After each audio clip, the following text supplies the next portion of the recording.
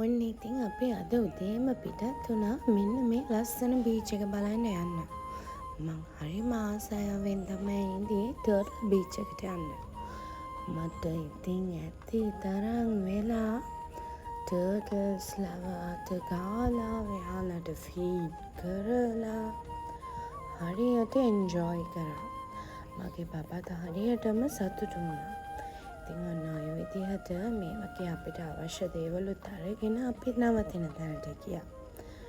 ඒ වගේම මෙන්න මේ විදිහට අපි පොඩි බාබකියු එකක් දාලා යාළුවොත් එක්ක ඉතින් හැපි වුණා.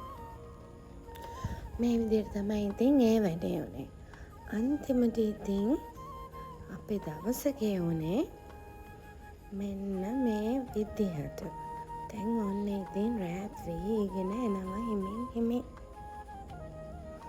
අන්තිමට මේ ලොකේෂන් එකේ ලස්සනත් බල අපි යාළුවෝ හැමෝම ඔක්කොම එකට එකතු වෙලා එන්ජොයි කරා.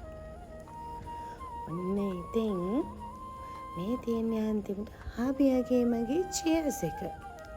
මම අහන් හිටිය හැමෝටම ස්තුතියි.